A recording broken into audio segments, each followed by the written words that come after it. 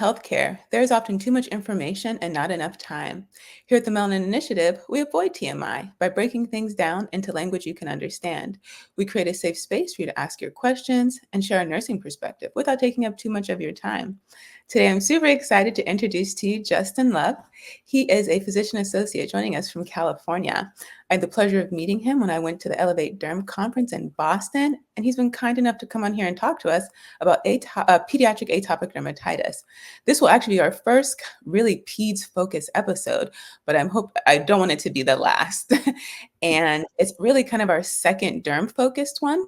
We have done an episode, actually two, with Tanja Johnson. She is the founder of Beautifully Unblemished, a vitiligo support group out in Florida, but they help everyone around the world.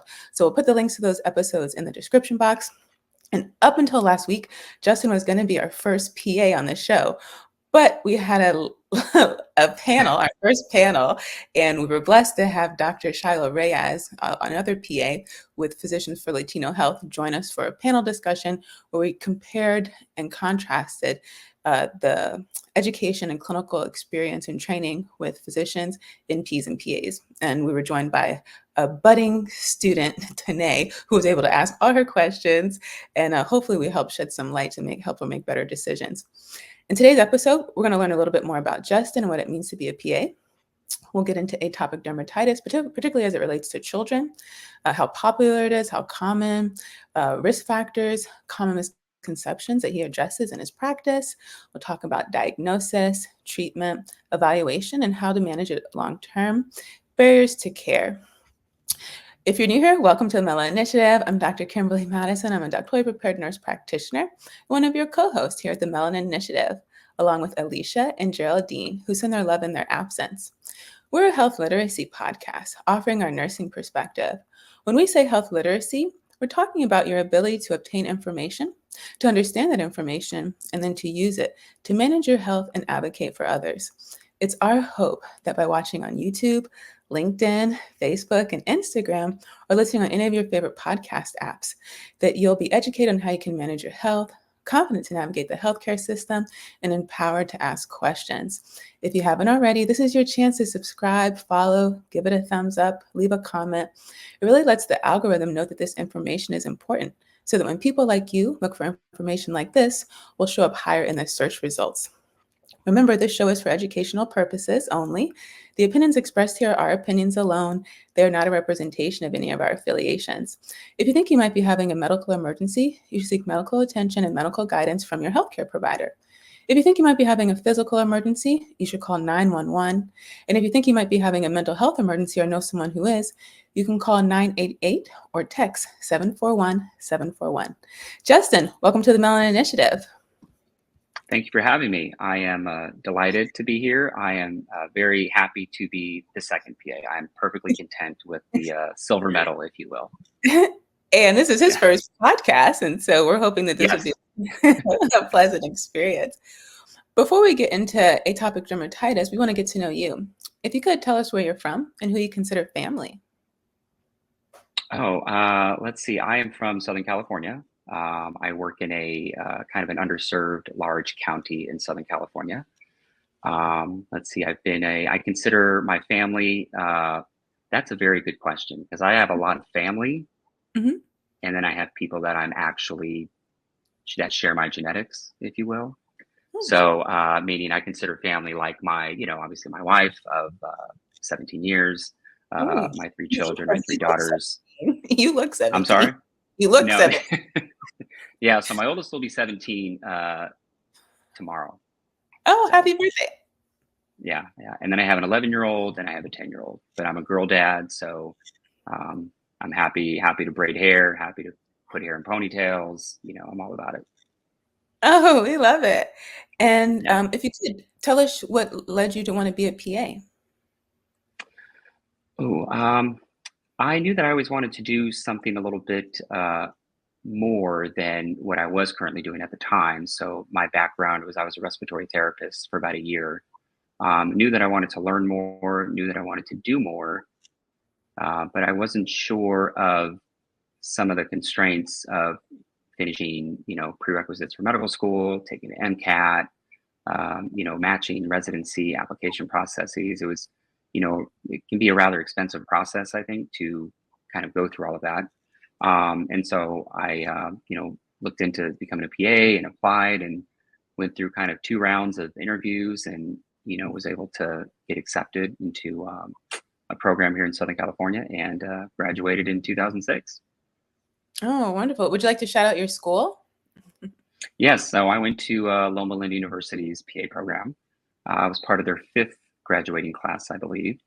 And so it's still going and still, I just taught a dermatology section there about 45 minutes ago. We love it. And so how do you describe to your patients and the public what it means to be a PA? I tell people that, that first off, I tell them I'm not a physician. That's a big kind of a no-no. I don't ever misrepresent myself as a physician. But I tell them that we were kind of trained in a similar fashion to how physicians were trained. And if they want to know, I go into some of the detail about the first PA program being out of Duke and kind of starting, with a military background as Navy corpsman and kind of go into that detail a little bit more. But I try to tell them that we're just a part of the healthcare team, just like, nurses are, nurse practitioners, other types of therapy they may see. We're all just kind of part of the, kind of like a team-based care. So I sometimes I'll let my patients know, like, you're not the only person, I'm not the only person that can see you. There's other providers you can see. And, if we need, need an extra hand or an extra set of eyes, we're always there and available. But the more experience you garner, the more you educate yourself and keep yourself updated, that those episodes are a little bit more fewer and far between. As we're filming this, it's almost PA week. So if I may say happy PA week. No, yeah, thank you. No, I was getting some literature ready to kind of, put out there for PA week. So thank you very much. And it's also, National Eczema Month as well. So this is perfect timing. And I think this is actually APP week. So it's a big time. There we go. We're celebrating everybody. Yeah, so this is perfect then. So let's get into our topic, pediatric atopic dermatitis. For our audience, what do you mean when you say pediatrics? So pediatrics to me usually means 18 years of age and younger. And so there is some kind of, data sets out there that kind of study 18 years of age and under, but I think the vast majority of cases probably happen in, kids who are probably younger than 6, maybe 7, 8 years old. Depending on kind of the study that you're looking at and what, epidemiologic data you're reading. And how do you describe atopic dermatitis? So, I would describe it to other, other healthcare providers as basically, type 2 inflammatory disease state. That's usually characterized by kind of chronically relapsing areas of itch and kind of eczematous lesions as well. So it's definitely a type 2, inflammatory disease process, which is why we often see it go hand in hand with things like asthma and allergic rhinitis and, eosinophilic esophagitis, things like that. And for the public and your patients? So yeah, I actually will talk to my patients and I say, your immune system is actually, functioning the way it was designed to. Mm-hmm. And they kind of look at me like, what do you mean? Like, I'm not doing well today. That's why I came to see you.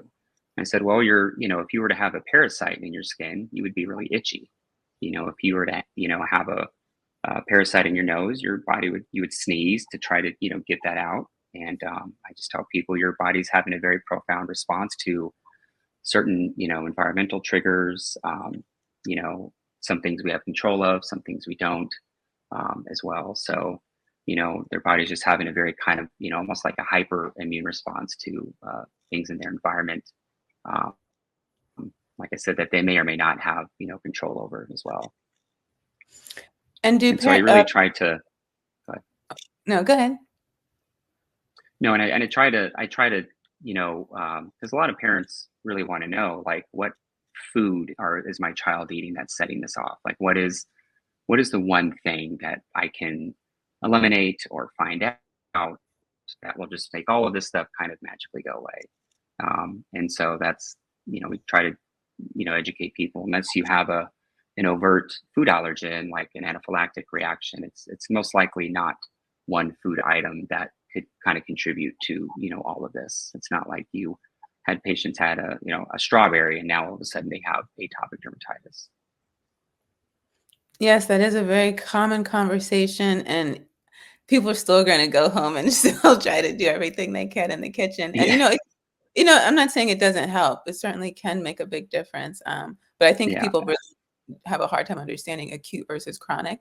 Even when we talk about other diseases, that's people have a hard Yeah. time with it. Yeah. No, I agree. Do they ask you the difference between eczema and atopic dermatitis?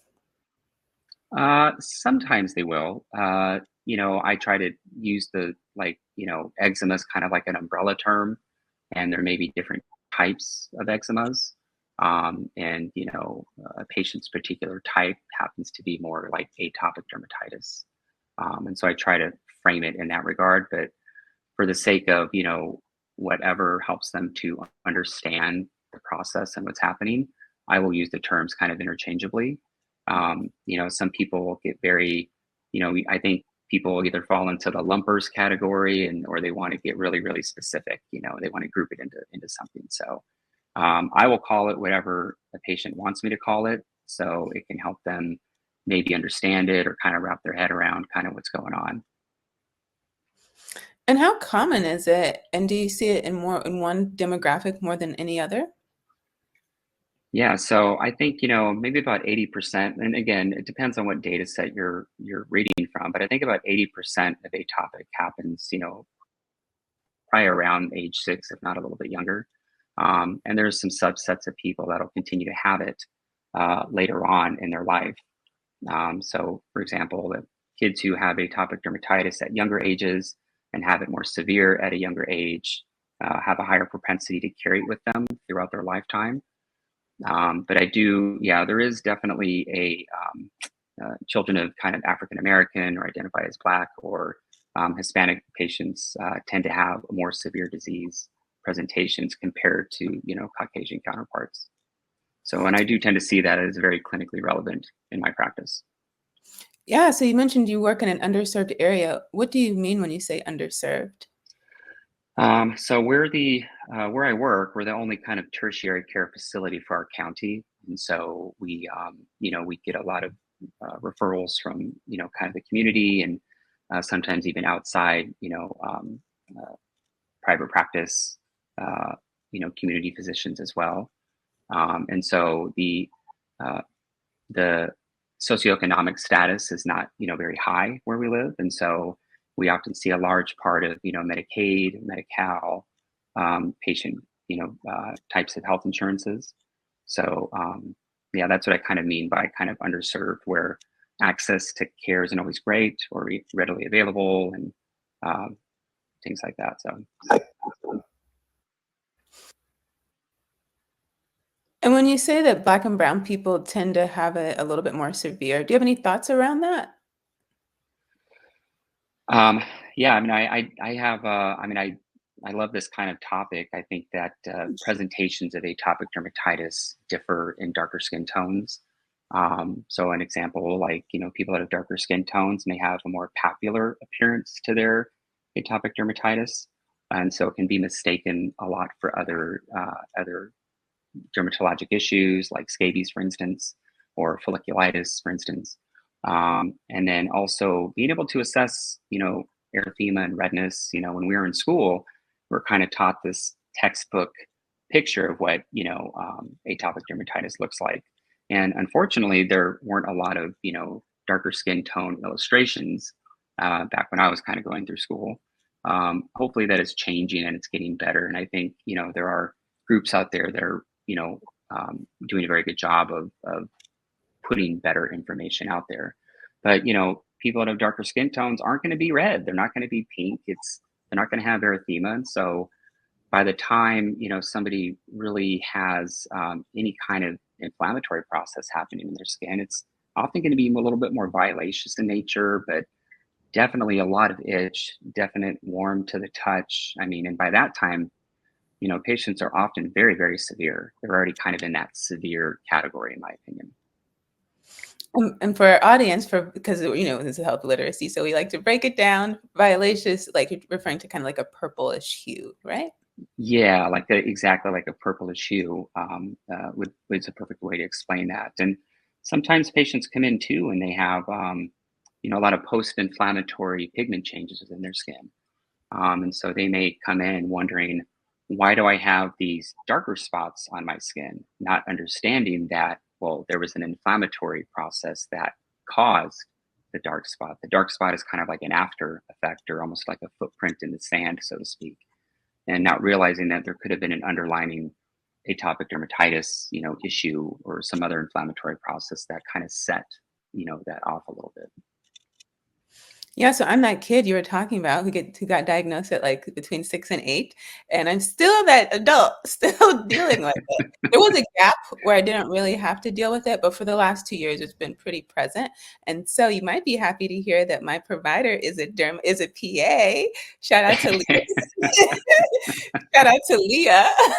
She's done a great job for me. And so Fantastic. I knew that atopic dermatitis needed to be treated, but myself and like many other patients, the focus goes to that post-inflammatory hyperpigmentation, right? And Yeah. a lot of different diseases. We're giving them all this education about the disease, and all they want to know is, can you make these dark spots go away? Yeah.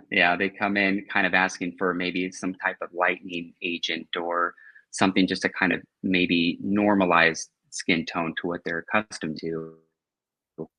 But yeah, there is definitely some uh, educational process that we have to kind of step back a little bit from. And so, Yeah, and you brought up a really important topic when it comes to dermatology and that lack of diversity in dermatology, starting with our education. And you said, yeah, there are resources out there and organizations. So we want to shout out Diversity in Dermatology, the Skin of Color Society, Visual DX, as well, who partnered with Vaseline. And patients can now go online to see my skin, put in words that they understand, and start and see images that look like them to provide some additional information. And we'll put those links in the description box. perfect. Okay, so what are the symptoms that patients might be experiencing that would bring them to come see Justin? It'd be great if, some patients came in and said, I have atopic dermatitis, and, but they don't. The vast majority of the time, their symptom is going to be itch.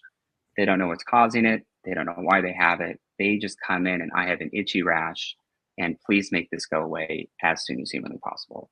So the number one most common symptom is going to be itch, hands down. Sometimes their eczematous lesions, if you will, may not even look that inflamed, but the itch is still kind of what's driving people to want to go in and see somebody for their atopic dermatitis. And then I think a close second is appearance, obviously, but I think itch is probably the main driver. And since we're talking about pediatric derm, the parents bringing them in, are they talking about other things like lack of sleep for the whole family? Oh yeah, I mean it's depending on the age of the patient, but yeah, the vast majority of the time, if a child is not sleeping, not a lot of people are sleeping in the house, and that's a really huge component of just anybody's development or a child's development, you as they get older, not being able to sleep, not being able to kind of reach those deeper levels of REM sleep is a huge part of growth and development. And so those with atopic dermatitis that kind of have uncontrolled itch and, often don't get that. And so they get this uninterrupted sleep pattern, which, again, depending on, what article you're reading can, lead to um, decreased, growth phases and, you know, um, inability to kind of gain weight. And so depending on where you fall on the growth curve, because the vast majority of growth hormone is secreted when we hit deeper levels of REM sleep. And so if you never get that and you're not getting it, at that deep level of REM, that's going to significantly impact your ability for growth and development as well. So, and we do get a little bit of growth hormone, I think, throughout the day. But I think when kids are much younger, I think we get the majority of it, when we hit deeper levels of REM sleep.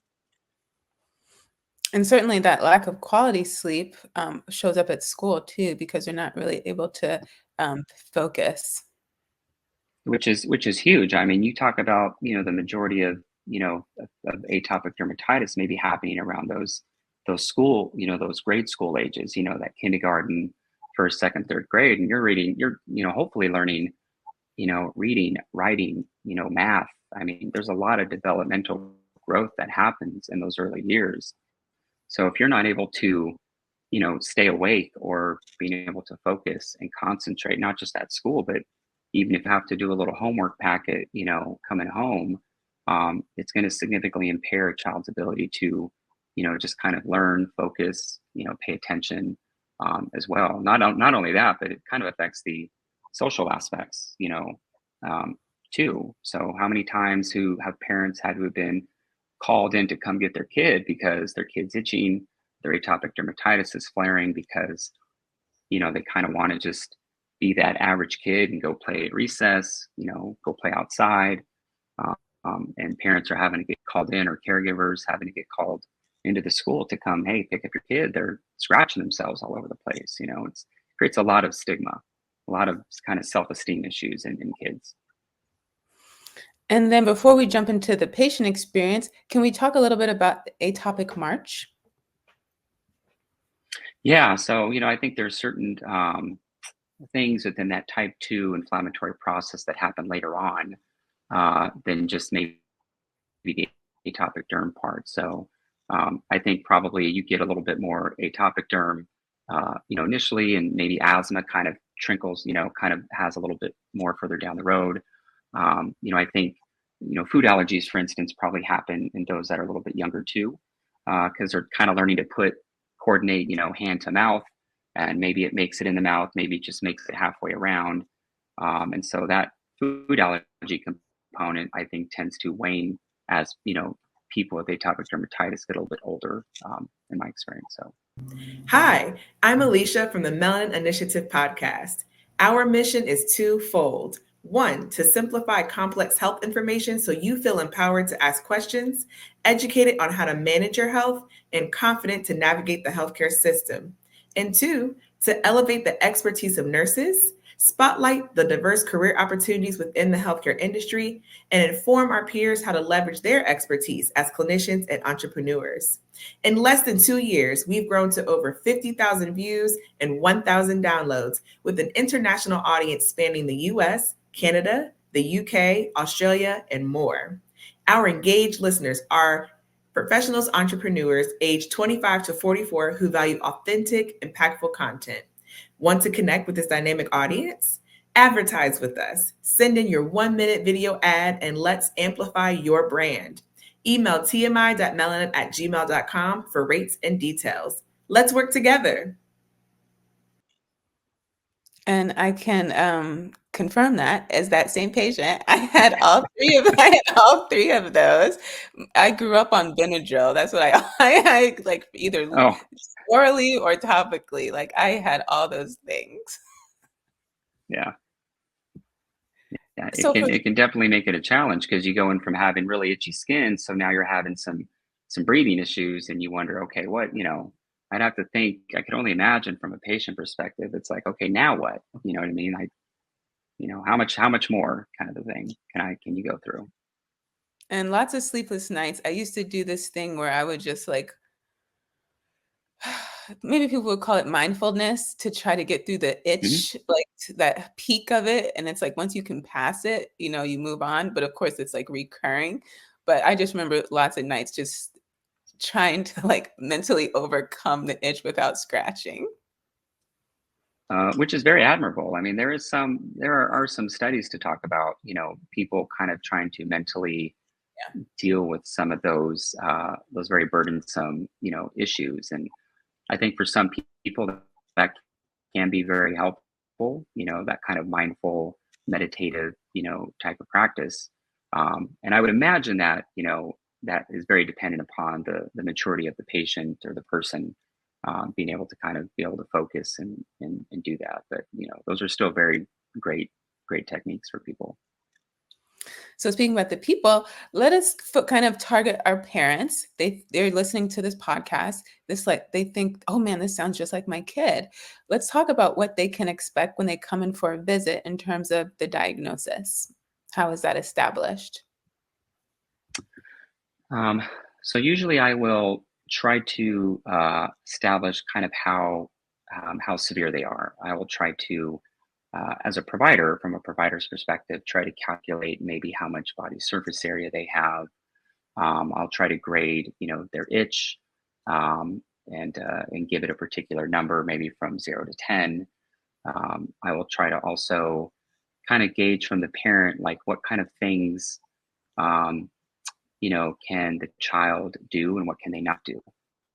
So, in other words, what does this condition prevent them from being able to participate in trying to paint like a whole picture, as well. So I will at least do some of those items.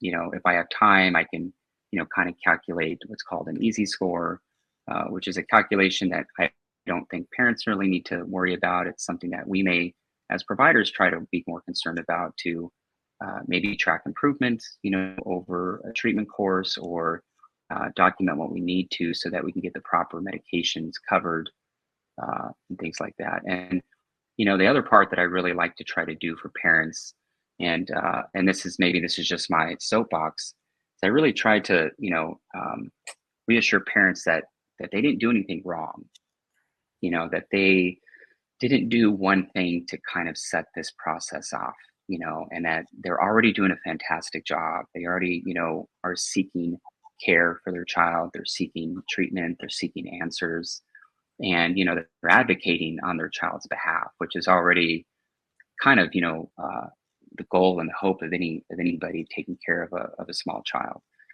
And so when I try to delve into that process, and that it's not one thing you did during pregnancy, it wasn't anything that happened in utero that set this off, it definitely takes some of the guilt and burden kind of off of them, because there's a lot of parents and caregivers that have this guilt-driven process that I should have done this sooner, I didn't know, and hopefully, as more education gets put out there, awareness is heightened.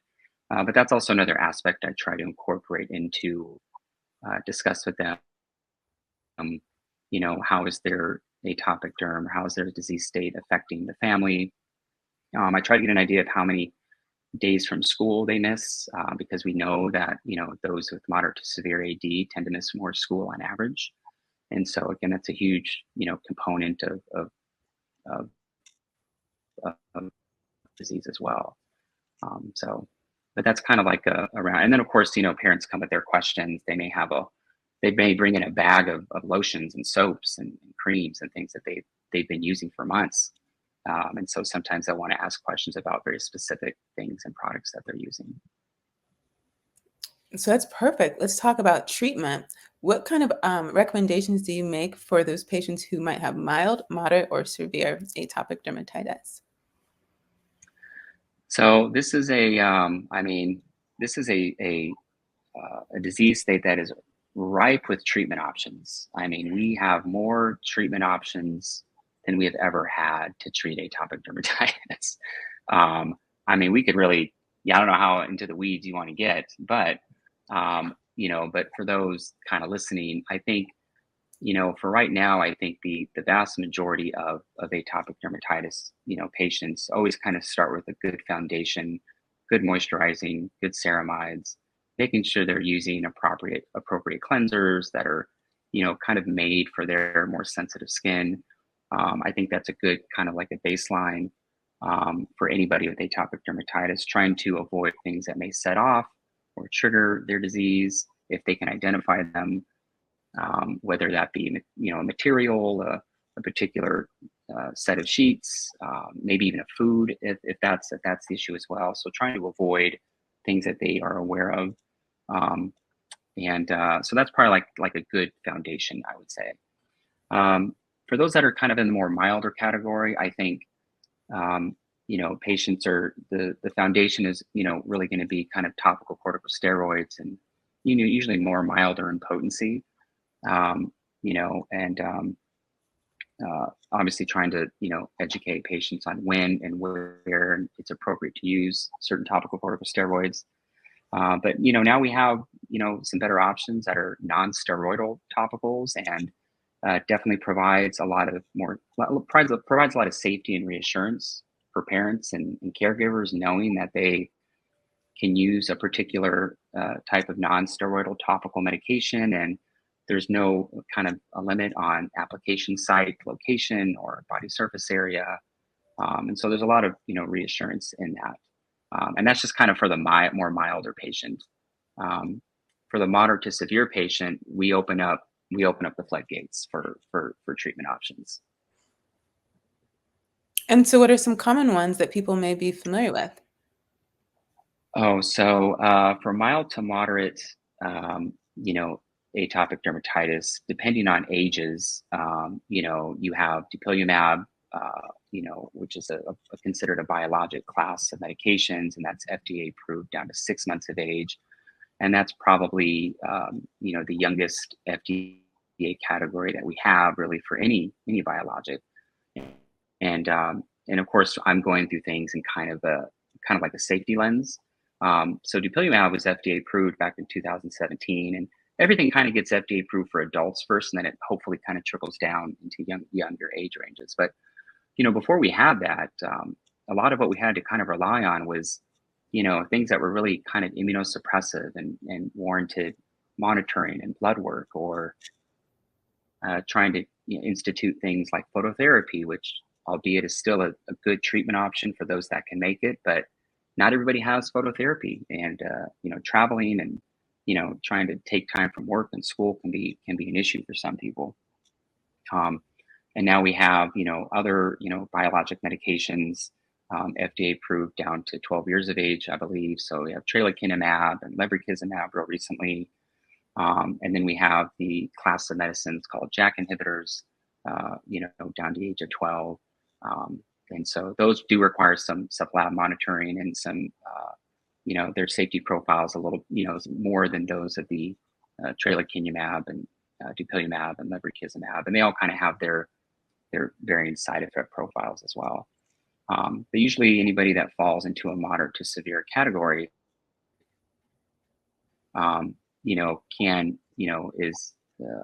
fits the kind of FDA approval for those JAK inhibitors, and there's more kind of coming down the pipeline. There's abrocitinib and upadacitinib as well, and so again, this is not that I tell parents this, and I try to frame this within context, not just parents, but anybody that has atopic dermatitis. I try to say, look, nobody wants to have this, but if you had to pick a particular period of time on planet Earth to have this, now is kind of that sweet spot, whereas the therapeutics are much more effective than older conventional systemics, and safer as well. And so by systemic, you mean something that impacts the entire body, not just like a topical that's only applied locally. Yeah. Trying to treat something from within is usually what I try to tell patients. We're kind of trying to treat it from something from within. And within, is this a pill? So usually the JAK inhibitors are smaller molecules in their size and weight, and so you can take them orally. And for some patients, that is a great option. They don't want to do any kind of injections, or they hear the word shot and kids are running out of the room immediately. And so for some that, they kind of prefer that option, they're willing to they understand the risks involved and some of the lab monitoring involved as well. So I tell them, even though this is a pill, we still kind of have to get your blood work drawn at some point. So, but they're willing to kind of, take that blood draw on compared to, other more frequent injections. And then how often do you have them come back to evaluate their progress? It kind of depends, I think, on the age of the patient. So in my, like adult patient population, I will not see them back as frequently, or unless they call me and they need to, come in for a different urgent matter. I usually try to see my kiddos back maybe as early as a month. I just want to make sure that if they decided to go with, let's say, an injectable medication, for those that would qualify, talking about my month and above and those 12 years of age and older that decided to go on, one of those injectable medicines. I want to make sure that that those injections are going okay, that they're tolerating them okay, that, maybe go over their technique a little bit, things that we can do to help make that process a little bit smoother, a little bit easier. Because let's face it, I mean, nobody really wants to get, poked with a needle at all, but I'm willing to try to do what I can to make that process a little bit easier. And I think once patients see some of the efficacy behind some of these medications, the light bulb goes off in their head that this is doing something beneficial for me, and I'm willing to kind of go through that. And are these in-person visits or telehealth? So I usually try to make all of my initial visits like this in person. So I think it's important to make some of these in person if you can. Obviously, there are those that have some travel restrictions and access to transportation may be a problem. But I usually try to make these in-person visits so that we can really kind of go into detail as to how these medications are used, how they're stored. I even will try to go through the process of, hey, you may expect a phone call from a particular pharmacy you're not familiar with. Please answer the phone. They are not trying to update your warranty. You know what I mean? It's not a spam call. They're trying to deliver medicine to you. So let's make sure we pick up that phone so that we can coordinate appropriate delivery. And because some of these things are delivered on ice, and depending on where people live, if it's a really sunny, hot climate, it's only going to last so long in in like an ice chest. So trying to let them know what they may be able to expect from the entire, pharmacy process as well. I think is important to do kind of an in-person visit and review injection techniques and things that may help and make it a little bit easier. And then once they're kind of more stabilized, once they kind of got it down, I won't make them come in. I'll coordinate telehealth. I'll leave it as an option for those that are, doing well. They're kind of more stable in their disease state, but yet still needing, these medications as well. And in-person visits are always good to, assess compliance as well. Like, how are they still using their topicals that we've given them before? How often? Where are they applying it? I may even go into detail and ask like a 12 or 13-year-old, say, can you show me how you apply that? And I've had that happen before, where the kid takes their tube out of, their caregiver's or mom's purse, undoes the lid, and the little piece is still on top. And, they haven't been using it at all. And so that creates a very awkward moment in the room, because caregiver and mom thinks that they've been using it and actually have not been using it at all. So trying to assess compliance is sometimes why I like to try to do that. And speaking of long-term maintenance, what can people expect once they do kind of get stable and you find a good regimen that works for them? Will they continue to see you every 4 weeks? So no, not often. I mean, that's a great question, because, that's the first thing that they come out is when we introduce an appropriate therapy, be it only topicals for mild diseases, or, again, systemic medicines for moderate to severe, whether it's an injection or a pill. They want to know, when am I going to be off it? When can I get off this? And so I will kind of tell them that, given their age and how long they've had it and how severe it was when they had it, that, thankfully the majority of kiddos kind of grow out of it. But there's a subset of people that have to kind of continue this throughout an aspect of their life.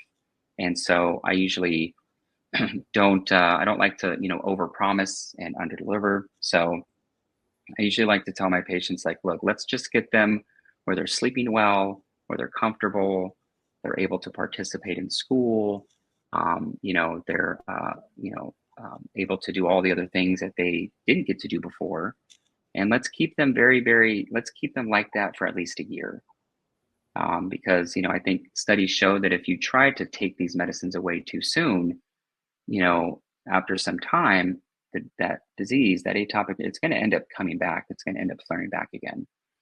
And so I really tell people we don't have like an absolute cure. You may feel like you're cured. You may feel like you beat it.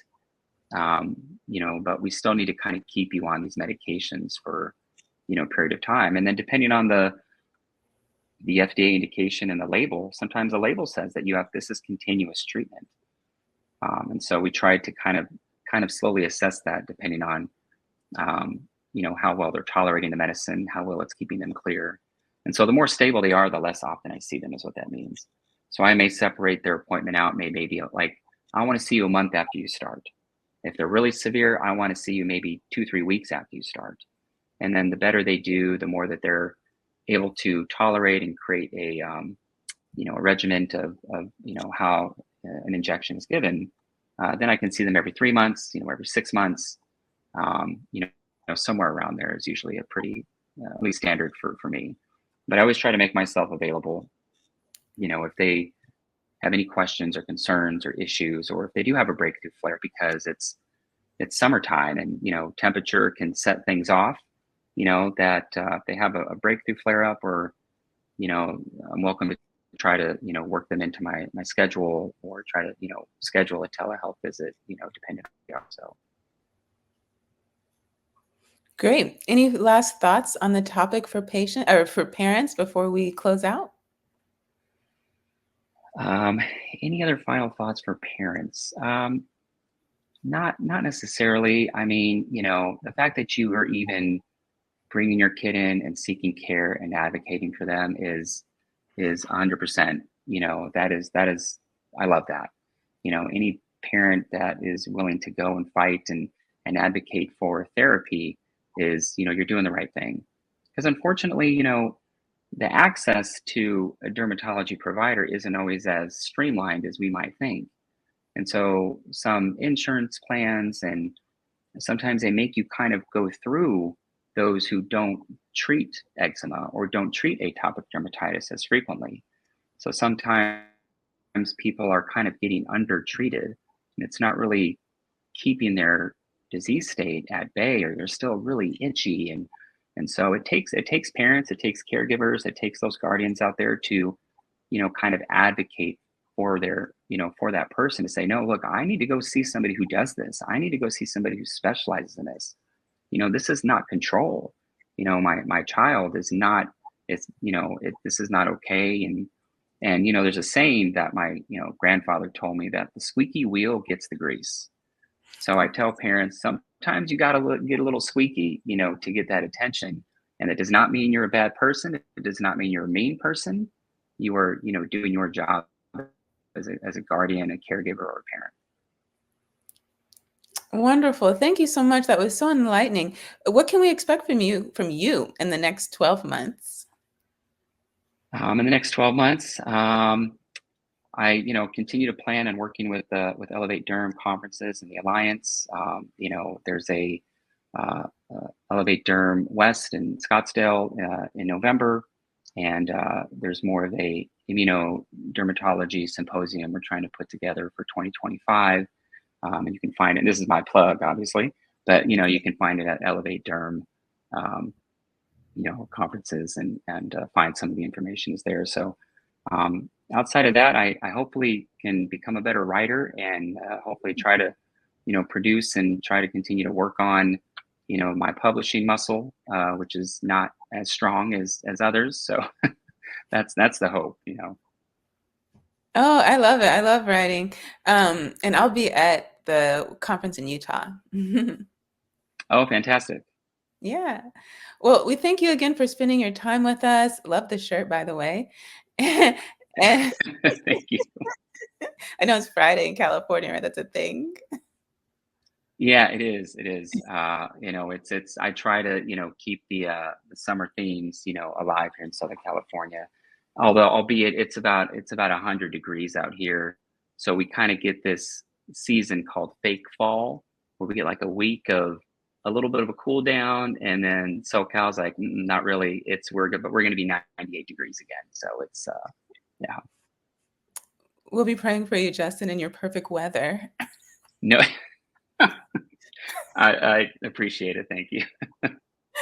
Oh, thank you again. I can't thank you enough for coming on and shedding so much light and really helping people, because this it's quite common, and yet a lot of people have that knowledge deficit. And so you've done such a great job discussing the barriers, what that patient experience is going to be like. And I love how much time you spent letting parents know what a good job they're doing.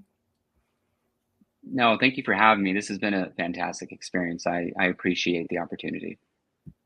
Our pleasure. Remember, everyone, you can email your questions and show ideas to tmi.melanin@gmail.com.